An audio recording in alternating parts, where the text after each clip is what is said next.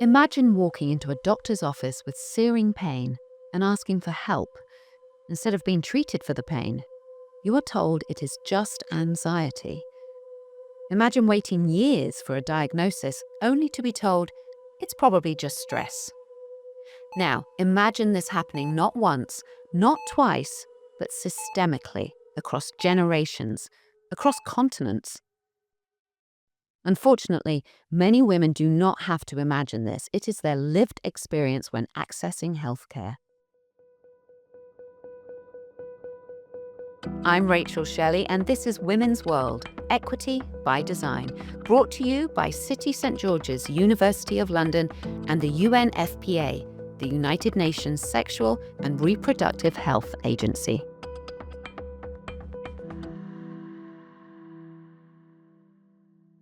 I'm Dr. Nigina Muntean. I'm a co-founder of the Equity 2030 Alliance.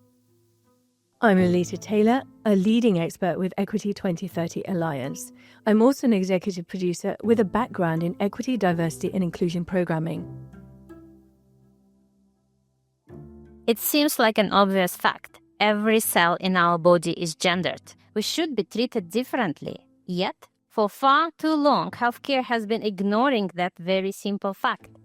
Women's pain is too often dismissed, women's health conditions are misdiagnosed, and medicines are causing more adverse reactions in women than in men. Clinical trials are biased and underfunded. Closing the women's health gap isn't just urgent, it's a $1 trillion economic opportunity. I've spent my career exploring how culture, systems, and representation intersect. In this episode, we're not just talking about healthcare, we're talking about whose stories get believed, whose data gets funded, and whose bodies are seen as a default. It's personal, it's political, and it's long overdue for change. There was a young woman, Maggie, who when she was in college had gone into the ER with really severe abdominal pain. And kind of over the course of a whole weekend, she went in, I think, 3 times ultimately. And at first, they kind of saw her as a just stressed out college student after they ran some tests and didn't find anything. And then when she kept coming back saying it was still really bad, started to view her as suspecting that she was drug seeking and thought she was just fabricating her pain for painkillers. And it was a very clear moment where finally one test came back that showed that she had a perforated organ somewhere in her body. They didn't even know which one yet, but it was like a switch had just been flipped, and suddenly doctors and nurses who had not given her pain relief at any point, were suddenly giving her pain relief, suddenly springing into action, and she was ultimately rushed into emergency surgery for perforated stomach ulcer. And I think it was just a clear illustration of the fact that until she got that kind of objective evidence showing that something was seriously wrong, she wasn't treated as if she was sick. All over the world, women are routinely taken less seriously in the doctor's office than their male counterparts. Women are also more likely to be diagnosed with a problem later than men, meaning prognosis and symptoms are often worse. There is a term often used to describe this dynamic: medical misogyny. This episode will explore medical misogyny from all angles, the stories, social barriers, and science behind gender inequalities in healthcare. According to results of a health report in the US last year, women are 66% more likely than men to have received a misdiagnosis in the last 2 years. Similar trends are seen globally. This is especially true in cases relating to pain. But why is this the case? To answer this question, we hear from 3 experts in women's healthcare from different backgrounds. They help us understand some of the problems and solutions to the inequality problem in women's healthcare. There are really 2 big problems that are impacting women's medical care. First, there is a knowledge gap, so we just don't know as much about women's bodies and symptoms and the conditions that mostly impact them. And then there's a trust gap. There's a kind of tendency for doctors to normalize or minimize, and especially to psychologize women's complaints of their symptoms. Maya Dusenbery is a journalist and author of the book Doing Harm: truth about how bad medicine and lazy science leave women dismissed, misdiagnosed, and sick. Maya's research looks at how societal dynamics help create these problems for women and attempt to find answers for why, even when there are clear symptoms, women can be told it is all in their head. For women, medical gaslighting often shows up as normalizing symptoms. So for a lot of conditions that cause especially pelvic pain or hormonal problems, things that are sort of seen as like female problems, often kind of get brushed off as, oh, well, it's just, normal menstrual cramps, or, well, you're pregnant, so of course you feel fatigued. There's a really long history within medicine of this concept of hysteria being used as a way to explain away lots of women's unexplained symptoms. That legacy, I think, is really why you so often hear stories of women who are told, it's just stress or anxiety, and, told in either kind of more direct or indirect ways that it's kind of all in your head in some way. There's a study showing that patients who are presenting with symptoms of heart disease, women are more likely to be misdiagnosed with a mental health problem than men are. Maya says that because of this bias, women are routinely diagnosed later for a myriad of illnesses. In 2019, a study at the University of Copenhagen involving almost 7 million people in Denmark found that women were diagnosed with hundreds of health conditions at an average of 4 years older than their male counterparts. For a lot of conditions, women are just diagnosed later than men are. They tend to have longer diagnostic delays for a real range of conditions, from cancer to heart attacks to strokes. It's interesting to see how different women, given other aspects of their identity, are often dismissed by the medical system in somewhat different ways. So a woman of color, a Black woman in the U.S. would be more likely to be seen as potentially a drug seeker and have her pain dismissed in that way, while a affluent white woman may be seen as hysterical, a difficult patient who just needs to get off Google. Gender bias affects all women, but obviously some women are impacted by other biases within the medical system. So there's also pervasive racism and fat phobia and transphobia that impacts certain women even more. Women's difficulties receiving diagnosis accurately and in a timely fashion are further made difficult by increased barriers in access to healthcare, due to things such as caregiving responsibilities, financial constraints, and workplace policies. Dr. Ingrid Briggiler, a gynecologist and obstetrician from Argentina, hopes to provide a solution.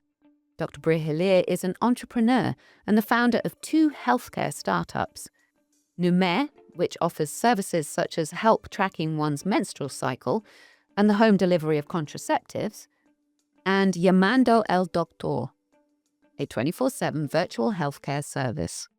It should be easier to women to access healthcare because healthcare itself is not so expensive, but it's expensive all the things that are around it. When Ingrid was a physician, she saw firsthand how the healthcare sector dismissed women. I remember one case of a woman in hospital. It was a girl. She had 16 years old and she went there to have a baby. She was a very thin woman. She was very small and the baby, it was huge. And she didn't make the last sonography, so we don't know exactly how big was the baby. And I remember a doctor, which was a man, trying to push her to have a natural delivery, and it was impossible, really impossible. The women we were there, we tried to stop that situation and to contend emotionally to the patient. I remember that as a very strong moment. Ingrid hopes to put empathy at the center of her practice. She wants women to feel heard and wants to ensure women in all corners of the world have access to the same level of care.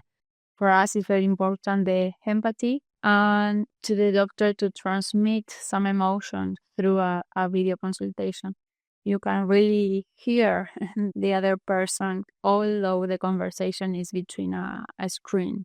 At the very beginning, I was the one who treated the patients because we have a 24/7 service. For example, I remember one case, a woman that has vaginal infection for 6 months, and they couldn't solve it. She was very desperate because, of course, it's a very awful situation and very painful. We solved it through a video consultation. The patient was very, very happy. I am a huge fan of telemedicine because for me it's very useful and it works. Even when there are medical professionals trained in overlooking biases and recognizing symptoms in women's bodies, one big problem remains: the knowledge gap. A 2021 study found that in 3/4 of cases where a disease impacts one gender, the research funding patterns favor men. At the heart of it, the determinants of the disparity in health between men and women is twofold. One, which is biologically we are different. We've got a different reproductive system, but also the rest of our body is different. We're not small men. Actually, our brain biology is different. The way that our hormones interact with our immune system and so on is biologically different. And then the second piece is that there are social determinants, not just biological determinants. And in the same way that we see bias and we see, for example, a gender pay gap, we see the same social determinants having a play in here. So the power dynamic, for example, between a male doctor and a female patient, the way in which women may have access to information or may have access to care. And that's even before I get into topics like gender-based violence. So when you add the biological determinants and the social determinants, we start to see kind of differences in the outcomes. Paula Bellostas-Muguerza is the global head of healthcare and life sciences at Kearney and the founder of W Health. A passionate advocate for closing the gender pay gap in medicine, she gives her insight on one of healthcare's most pressing questions: why does gender disparity still exist in medical research? So it's very multifaceted and very interlinked, all of the reasons why we see the disparity. I think the first one on like women having been included in research, I mean, because of safety concerns, women were excluded from being in clinical trials until 1993. And that has created a desert of data that we're trying to catch up little by little. But even today, the inclusion of women in clinical trials is like significantly below that of men. And that is problematic for two reasons. One, because we don't have just a fair representation, and that from a diversity angle, that is not acceptable. But it just goes beyond diversity to me. And I know that diversity is becoming a really complicated topic in this day and age, but I would move further to say that this is about having good science. So, for example, if we talk about pain, so 70% of pain patients are female, yet 80% of medications to address pain have only been tested on men or male mice. That is bad science. We are developing medicines that are not matching the prevalence of the disease. So therefore, it's not only about doing it from a diversity perspective, is that we need to understand how the therapies that we're developing are going to work in the population that they are targeted for. So we actually should go all the way and think about what is the prevalence of a disease, and am I creating a clinical trial that is representative of that prevalence so that I get the right data and I get the right science on the back of that. Only 1% of biopharma research funding is directed toward non-cancer conditions exclusive to women. Paula believes we need to rethink and radically redefine women's health to focus beyond reproductive care to address conditions that affect women differently or disproportionately. The fundamental thing that we need to do is redefine women's health. I think women's health immediately, everybody goes down to what we call bikini medicine, which is the parts that are covered by your bikini. And it's just so much more than that. So we need to look at it in three ways. One, which is the diseases that uniquely affect women. And those are those attached to our reproductive system, for sure. And there are many that we are addressing, but there are many that we are not. Endometriosis was one example. Then we've got a bucket of diseases that disproportionately affect women. And that is going to be anxiety, is going to be depression, is going to be Alzheimer's disease, is going to be autoimmune disorders, is going to be myasthenia gravis. It's going to be so many that disproportionately affect women. And then we're going to go into those that affect women differently. For example, heart disease. A heart attack presents very differently in a woman than a man. Heart biology is different. So we need to kind of expand the definition of what we mean by women's health. And the way we're reframing it a little bit is talking about the health of women. What are those contributing factors, diseases, conditions that have a negative impact on the health of women? And then what is the potential and what starts to happen from an economic output perspective and a health outcomes perspective if I start to channel more research and more funds into really getting to the bottom of these diseases, either they uniquely, disproportionately, or differently affect women. So the opportunity is very vast. We just need to continue to talk to everybody that has got capital, to kind of show them the opportunity, the kind of the health impact opportunity and also the economic opportunity of it. As we've heard throughout this episode, the issues are complex, multifaceted, and deeply rooted. Women continue to face both a knowledge gap, where we simply don't know enough about women's bodies and conditions that affect them, and a trust gap, where women's symptoms are too often dismissed, minimized, or psychologized. But our conversation today also highlighted important paths forward. What would a perfect world of healthcare look like? It would be ultra personalized, without bias, without any issues in terms of accessibility. And it also would be much more about prevention. It wouldn't be about getting people all the way down a track where we're trying to fix them. It would be much more proactive and preventative. I dream to allow access or to expand the access of telemedicine for everyone in all countries in the world. If we could just kind of close all of those knowledge gaps, that would be amazing. If women's reports of their symptoms were just always taken seriously by healthcare providers, that would do a lot. To discuss the issues raised, here are Dr. Nagina Muntean, Chief of Innovation and Transformation for the United Nations Population Fund, and Lolita Taylor, Executive Producer of EDI programs at CoStar National R&D Lab, and former co-chair of BBC Women in STEM. What really struck me most was the familiarity of the stories, women's pain being dismissed and treatment being delayed and assumptions being made.